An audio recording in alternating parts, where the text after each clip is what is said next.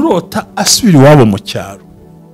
Iyo tuvuga mu cyaro yenda naho wavutse, ariko no kubusubiye mu nzu wakodeshaga atari Iwanyu mu nzu wakodeshaga, gasozi wahoragamo, muri make gusubira aho wigeze kuba.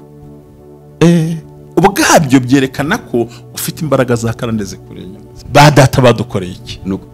Ba data baduhaye. Niyo mpamvu turi mu ngaruka zibi, ariko abantu bamva icyo kintu tugomba. Burya Karande niyo ngaruka y'imibereho, urugo rusenyuka, ubuzima burwaye, tubamo ya buri munsi, no tukabana nabyo. Murango turi byaremwe bishya. Yes, mu kujya mu ijuru sava, ariko ushobora kujya mu ijuru meze nka Lazaro. Namba na Yakobo yaryamye mu ibuye, ariko ise icyo ashaka gusorezaho, ushobora no kuzajya mu ijuru meze nka Lazaro. Umwuka arakubwira ati mva, nubwo usenga nubwo wuzura umwuka we, rega Karande ntitinya uriwe. Kuko Karande yo igenda mu maraso y'umuryango. Ntitinye aho wicaye, ntitinye. Umva ko nkubwira, Karande igenda mu maraso y'iki? Y'umuryango. Noneho umwuka wera Kristo akagenda mu bugingo. Rero ushobora kuba uri umuntu w'umunyamwuka, ariko uri n'umunyamibazo. Ijambo ryiza cyane. Karande ngo ntago igenda mu maraso. Mu maraso ntigenda muri roho. Ntago iba mu myenda. Rega turi nk'abantu babiri. Hari umuntu w'imbere n'uw'inyuma.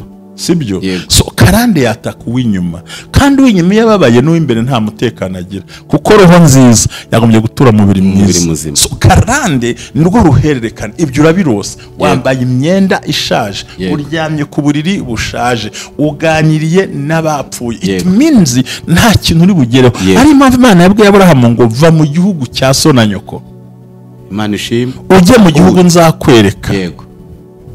Kubera iki? Hari ibigirwamana. Isetera yarabifite, abicuruza. Ese ntibyamuzutaguje, babibaza.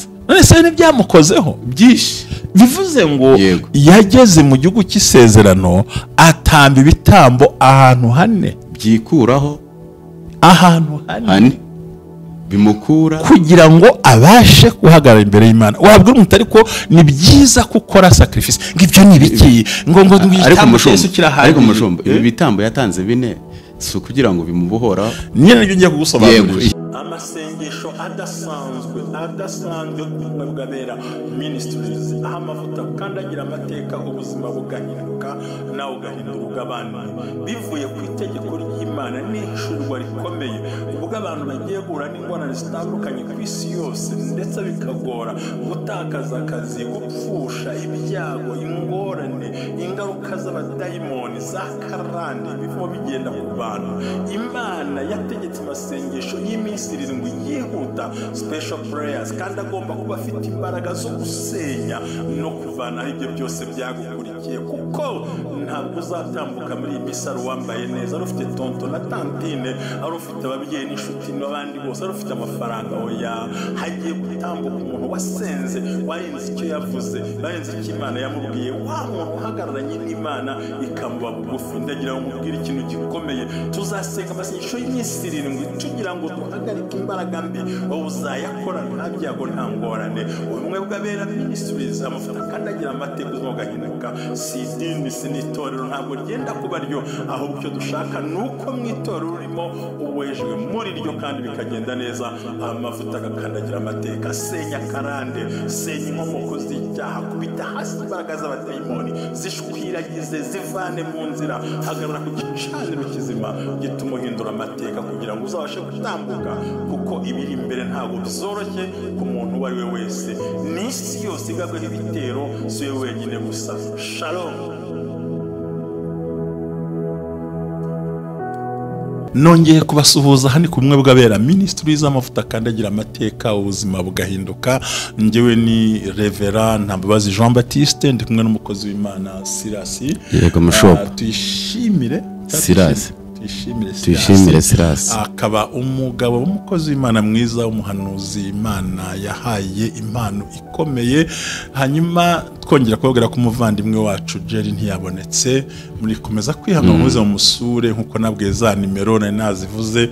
Ndaza gusaba umuvandimwe wo mu cameraman hari aspinning munsi kugira ngo zibashe kuboneka, kandi umuntu aze kubikora kugira ngo byose bigende neza, maze mu musure nyaboneka musure muri ubwo buryo. Sira nagira ngo twihuse cyane, tugeze ku munsi wo kuwa gatatu. Yego, kandi umunsi wo gatatu twemera ko tuzabwira icyo twita amahame. agengwa na Bibiliya. Yego. Ariko turashingira ku magambo y'Imana. Yego. Afatika, yumvikana, afite imbaraga umuntu agomba kumenya. Yego. Nagira ngo rero unyemerere mbere yuko dusuhuza abantu batandukanye ubanze usenga Imana. Reka dusenge. Hallelujah. Mana turagushimye, uri Imana yo kwizerwa. Waremye umuntu mu ishusho yawe, mushyira hano ku isi, ariko ageze ku isi akomeza guhura n'ibiremwa bindi bimuzengereza, bimubuza guhagarara mu mahame.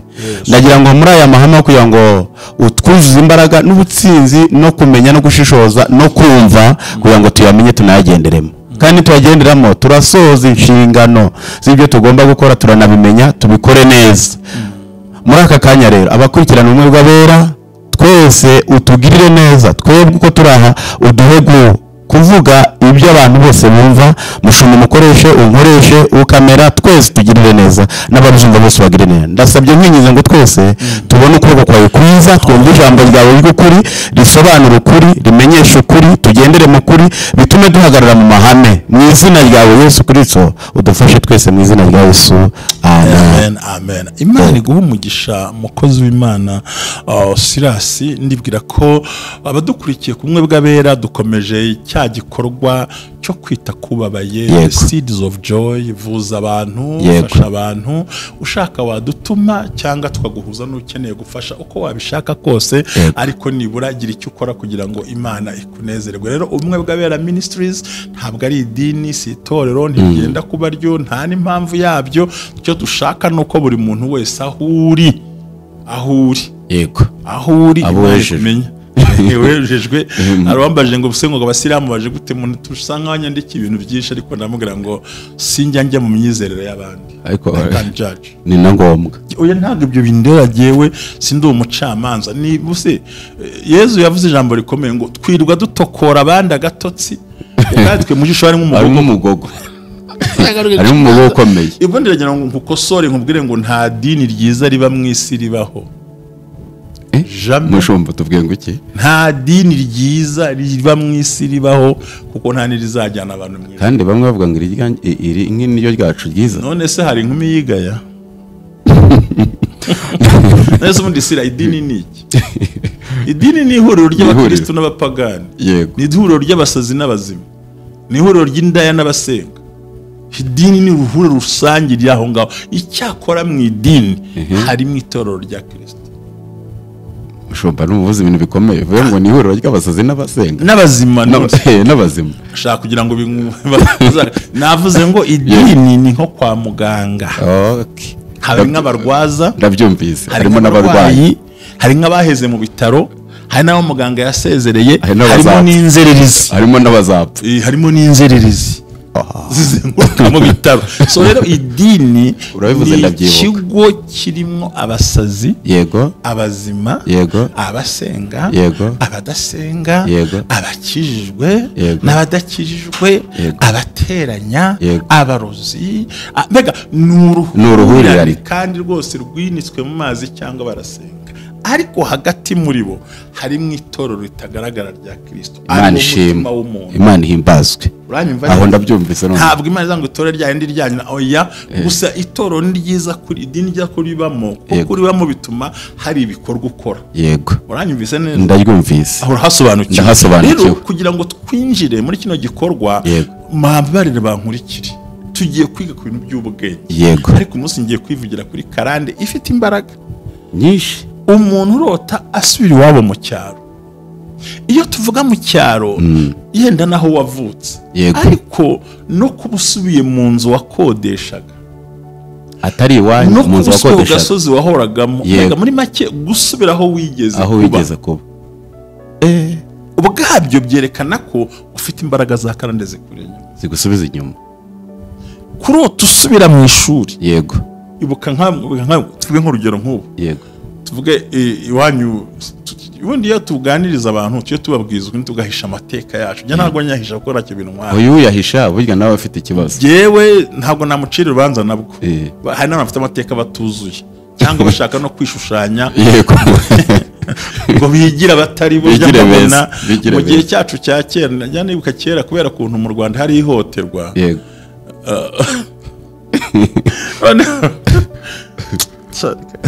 data wacu yari yariyise ubwoko bwari mu gihugu nyine bukunzwe. None ukibaza ngo twebwe twitwa data wacu yitwa uko. Ubwo bari barihutuye. Yego. None ukibaza ukuntu tuvuka ahantu hamwe ariko so wanyu akaba ari yarigize uko nguko. Uzi kuvuza iryo jambo ndabivuga ariko nkibuka umuntu wanjyanye nkamwe atanu tugiye ni kuvana arakwemera zira. Ubwo nibyavuga urumva ni nk'ibyo nk'uwo muntu icyo yahise akora yiyise atari we. Yego, kuko baramuzi ko wari kwa Sebakiga, kwa Semitwe, kwa Ntuze, kwa runaka, baramuzi data ni ntambabaze nawe yitwa kanaka, ariko yiyise uko atari mwirangamuntu. Nubwo ari mu kubivuga, nubwo abivuga gutyo ariko baramuzi. Oya muntu, ariko jenoside itangira no bapfuye mbere. Ariko noneho muri iyi minsi nta bantu bitutsuye nabo. Reka gere kamvuga ibintu bikomeye. Hari abantu batinya kuvuga amateka bakora ko ntacyo bivuze ubundi yakwihimbira baramuzi. Wakwigira umuki, wakwigira uriya nawe utakuzi, ibyo ntacyo bivuze. Yego, ahubwo ba mwana w'Imana, kuko izuru ntiryagutabara, amaguru ntiyagutabara, bene wanyu ntibagutabara, nta muntu wakura mu byago keretse Imana. Imana ishimwe.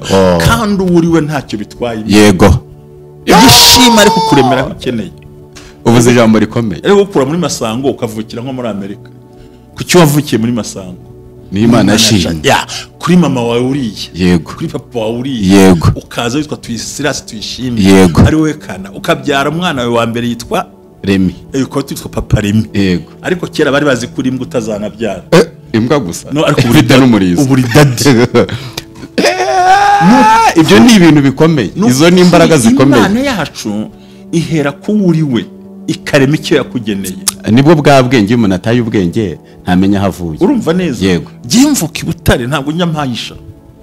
Sinje mpahisha amateka. None baze Kurota wasubiye Masango kera. Yego. Wambaye igipira kirekire. Yego. Imbere nta buturirimo. Haracitse ahubwo. Noneho ukagishyira icyagihe mu kwezi kwa 7 ukagitunira mu mavi kugira ngo umuntu yicara. Yego. Urumva atari umwaka use nyine. Ukomeye. Cyo bita karande sasa. Ikomeye. Iyo usibyo ibyo bintu usubiranye mu cyaro mu ishuri wizemo ibaze wiga muri primaire yendaga. Ntoyenda gambaye ibirenge bisa.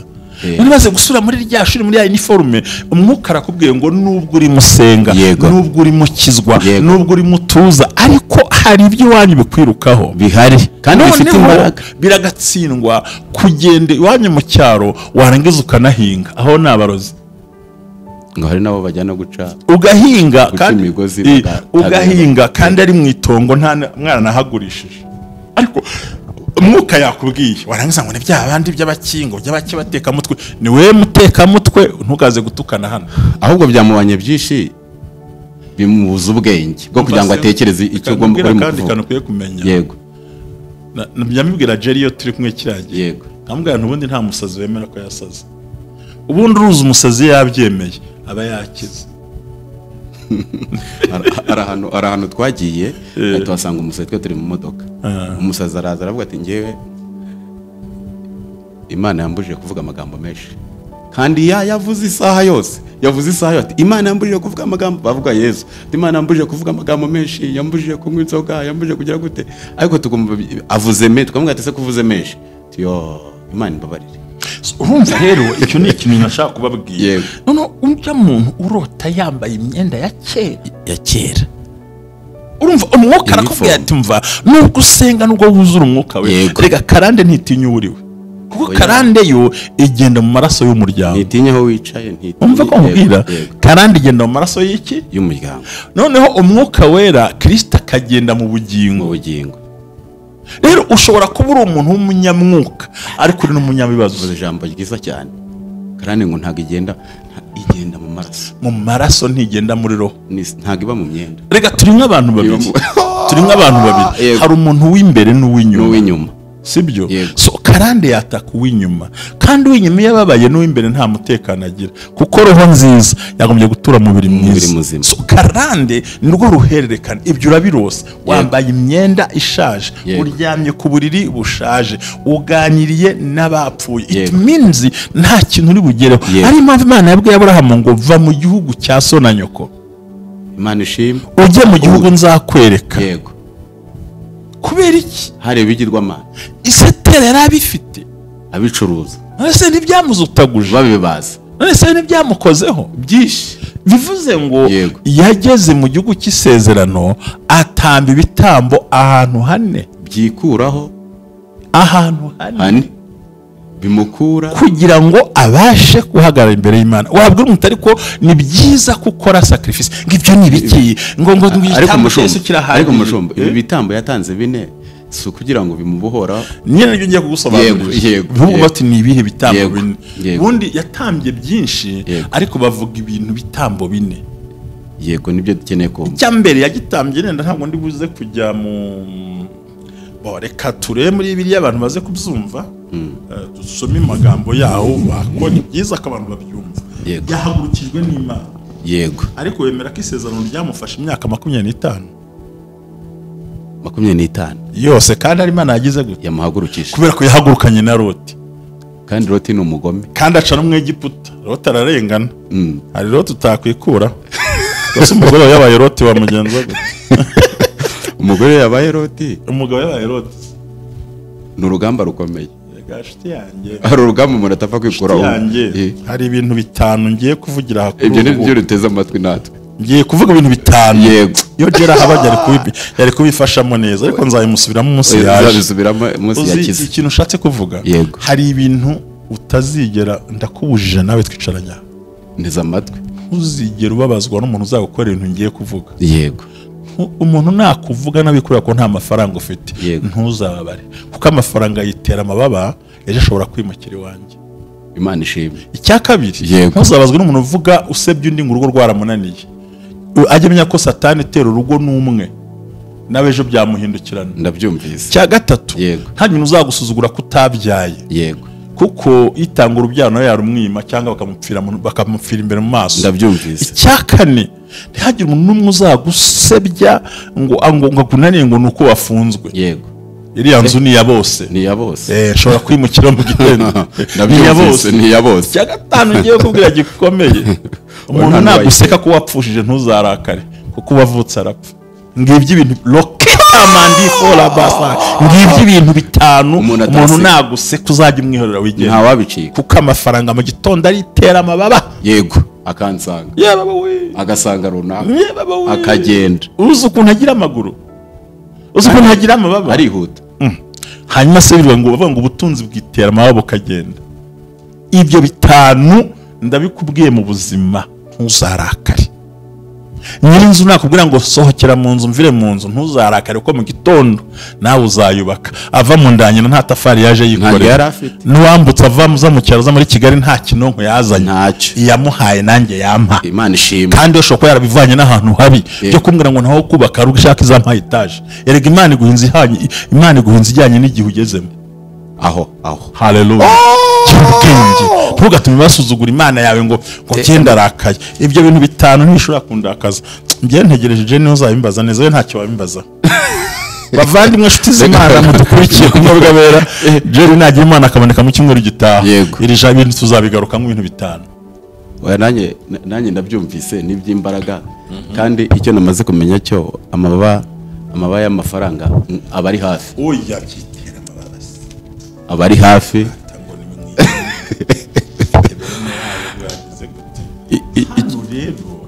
yego ndashaka tureba ijambo ry'Imana ahubwo wampaye iyo telefone ye ko mbona Bibiliya irimo ingoro ndebere itangiriro 13 12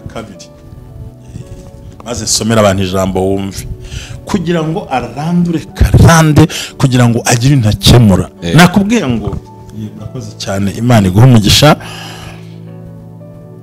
Abraham agenda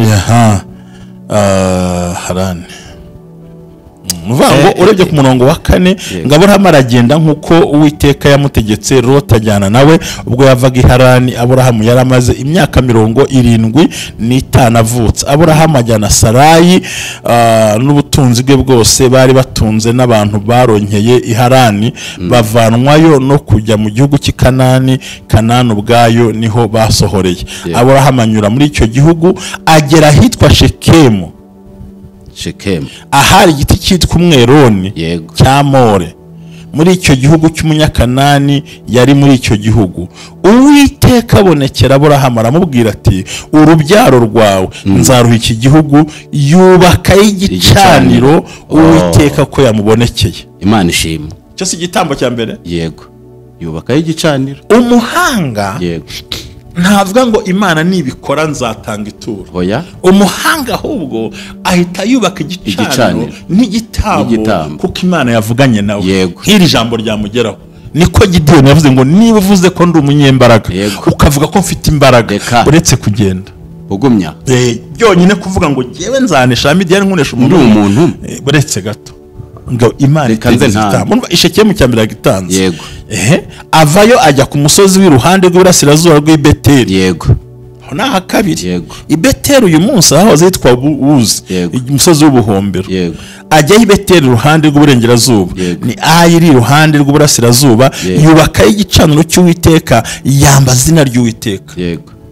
Iki nicyo bita ngo ni igicaniro cy'amasengesho.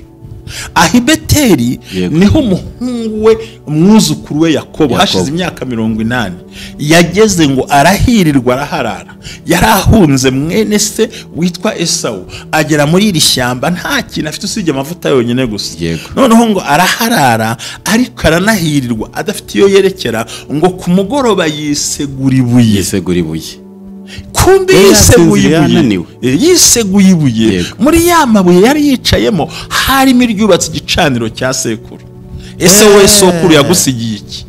Ese sekuru yakoreye Imana ubwo ko yaraguje agaterekera agasambana agahemuka kanica kushobora kuvuka mu gisekuru cyabica. Mushumbani nayo mpamvu vuze iri jambo ndaryumvise cyane. Muyo ngo yiseguye hari imibuye. Umva sekuru yubatse igicaniro arigendera. None twibadata batwubakiye iki? Nta bicaniro baracyanywa itabi, baracyarya ubuguru, byose baduciye indasaba, bararaguje. Ibisi ni ikibazo. Nuvuga ngo turimo turagendera mu bitari byiza. Urumva icyo navuga kubura ubwenge, ariko we ngahita ashyira igicaniro. Si icya kabiri? Ni icya kabiri, ni icy'amasengesho. Amasengesho urumva maze kugishyiraho aho ngaho ariho umuhungu yageze ngo akisegura gato gusa ngabona urwego ruramanuka ruriho amarayika kubera na cyane cyane. Aramubwira atumva atumva sinzagusiga nta gukora ibyo nkubwiye. Ngo akangutse ngo ahitagira gute ngo afata ryabuye yeseguye arisukaho amavuta. Yari yahunganye amavuta, abandi bahunganye umujinya w'uburakari yaranitse ansanga n'ibiki byose amavuta asukaho. Ati kandi Uwiteka n'umugisha nzagaruka ntange kandi ahazaba inzu yawe. Uyu munsi ni Beteli. Hanyuma neza Aburahamu arakomeza ajya Negevu. Inzara itera nabwo ari bugufi bwo gusohoka mu Egiputa. Egiputa kurikira mu gihugu aharara ko bise bincika hari ubu nitangiriro 12 ya nzaguha umugisha. Ndashaka ko iki gicaniro kitubonye bitatu. Inzara itera Aburahamu abanyegiputa. Yego, hari n'ikindi yubatse igicaniro kindi avuye kwa Farawo.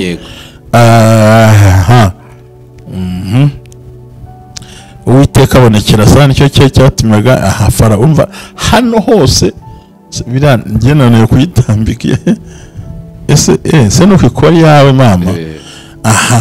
Urumva ageze yaho bita Negevu. Naho yubaka igicaniro. Si cya kane? Ni cya kane. Imana iguhe umugisha. Kimwe cy'uko ari amahoro, ikindi cy'amasengesho, cy'uko Imana yamuze avuye no mu Egiputa yubaka igicaniro. Arangije nzababwira ikintu yakoze. Urumva kuki yavuganye n'Imana ariko yarangiza kubaka ibyo bintu. Badata badukoreye iki? Badata baduhaye. Niyo mpamvu turi mu ngaruka zibi. Ariko abantu bamva icyo kintu tugomba. Burya karande niyo ngaruka y'imibereho, urugo rusenyuka, ubuzima burwaye tubamo ya buri munsi. None tukabana nabyo murango turi byaremwe bishya. Yes, mu kujya mu ijuru sava, ariko ushobora kujya mu ijuru meze nka Lazaro. Namba na Yakobo yaryamye mu ibuye ariko ise yaseguye. Icyo ashaka gusorezaho ushobora no kuzajya mu ijuru meze nka Lazaro. Mwe ngo wajyaga wicira